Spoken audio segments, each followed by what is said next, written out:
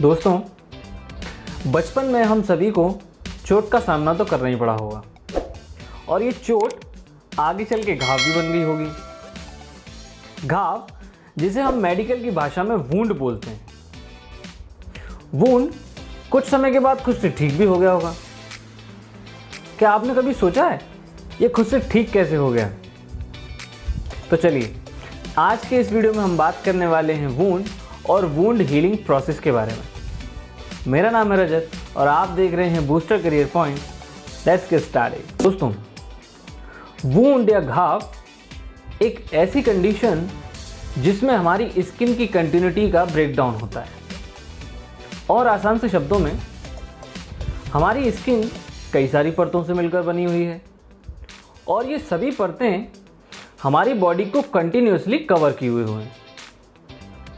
किसी भी रीज़न की वजह से अगर इस कंटिन्यूटी में ब्रेक आता है तो वही है वुंड। वुंड स्किन के कटने, फटने या पंक्चर होने से बनते हैं।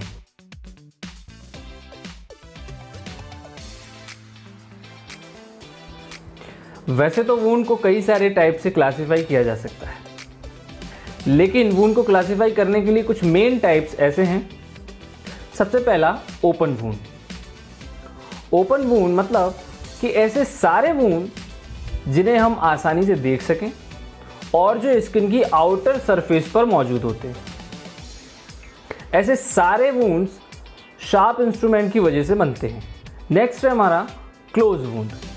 क्लोज वुंड ओपन वुंड का जस्ट अपोजिट, जिसमें वुंड आसानी से दिखता नहीं है और ये स्किन के अंडरलाइन टिश्यूज़ के अंदर मौजूद होता है। ये मोस्टली ब्लंट ऑब्जेक्ट्स की वजह से लगते हैं। तीसरा है हमारा असेप्टिक वुंड। असेप्टिक वुंड एक ऐसे वुंड को बोला जाता है जो कि असेप्टिक टेक्निक्स के द्वारा बनाया गया हो, जैसे कि सर्जन के द्वारा लगाया जाने वाला cut. Septic wound. Septic wound एक ऐसा वुंड जिसमें कि पस का फॉर्मेशन होना स्टार्ट हो गया है और पस का फॉर्मेशन कब स्टार्ट होगा? जब इन्फेक्शन की कंडीशन डेवलप हो जाएगी।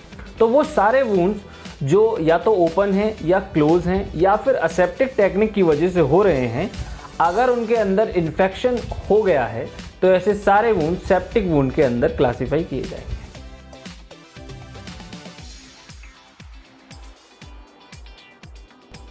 नेक्स्ट है हमारा वुंड हीलिंग के बारे में। वुंड हीलिंग एक ऐसा प्रोसेस जिसमें कि घाव वाली सेल्स अपनी नॉर्मल स्टेट में दोबारा लौट जाती हैं। बहुत सिंपल से शब्दों में घाव के भरने की प्रक्रिया को ही वुंड हीलिंग कहते हैं।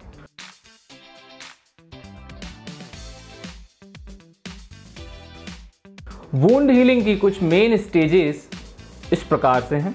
सबसे पहली स्टेज इन्फ्लामेटरी या प्रोलिफरेटिव स्टेज। आप नाम से ही समझ जाएंगे इन्फ्लामेटरी। इन्फ्लामेटरी मतलब कि वो स्टेज जिसमें हमें इन्फ्लामेशन के 5 कार्डिनल साइंस देखने को मिलेंगे।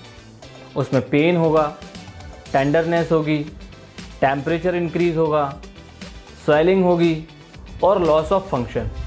ये 5 कार्डिनल साइंस हमें इन्फ्लामेटरी स्टेज के अंदर देखने को मिलेंगे। इन्फ्लामेटरी स्टेज घाव बनने के तीसरे से 5वें दिन स्टार्ट हो जाती है। इन्फ्लामेटरी स्टेज के बाद ही प्रोलिफरेटिव स्टेज का इनिशिएशन हो जाता है। प्रोलिफरेटिव स्टेज में नई सेल्स बनना स्टार्ट हो जाती हैं। नेक्स्ट स्टेज है हमारी फाइब्रोब्लास्टिक स्टेज। फाइब्रोब्लास्टिक स्टेज, जैसे कि आप नाम से ही समझ रहे होंगे, जिसमें कि फाइब्रस टिश्यू बनना स्टार्ट होते हैं। फाइब्रस टिश्यू जो कि खुद में एक प्रकार के कनेक्टिव टिश्यूज़ होते हैं। तो अगर हम सिंपल सी भाषा में जानने की कोशिश करें तो फाइब्रोब्लास्टिक स्टेज में कनेक्टिव टिश्यूज़ बनना स्टार्ट हो जाते हैं। ये कनेक्टिव टिश्यूज़ जो नई सेल्स बन रही हैं उनको घाव भरने में मदद करते हैं। फाइब्रोब्लास्टिक स्टेज 5वें दिन से लेकर अगले 4 हफ्तों तक रहती है। अगली स्टेज का नाम है मैचुरेशन स्टेज। मैचुरेशन स्टेज के अंदर नई बनी हुई सेल्स पूरी तरीके से मैच्योर और फंक्शनल हो जाती हैं। मैचुरेशन स्टेज का मतलब सिर्फ यही है कि जो भी नई सेल्स बनी हुई हैं उनको पूरी तरीके से फंक्शन करना है। मैचुरेशन स्टेज लगभग जिस दिन घाव लगा है उससे अगले 1 साल तक पूरी होती है।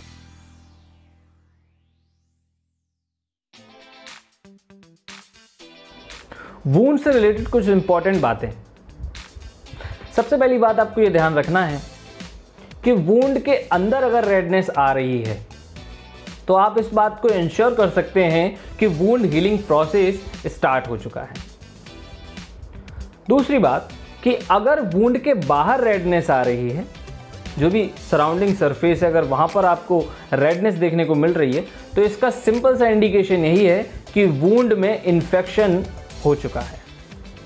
दोस्तों, आई होप कि वूंड के बारे में आपको एक अच्छा खासा अंदाज़ा तो लग ही चुका होगा। अगर वीडियो आपको पसंद आई है तो वीडियो को लाइक कर सकते हैं। कुछ बताना या पूछना है तो वीडियो को कमेंट कर सकते हैं। दूसरे की हेल्प करने के लिए वीडियो को शेयर कर सकते हैं। चैनल को सब्सक्राइब करना मत भूलिएगा।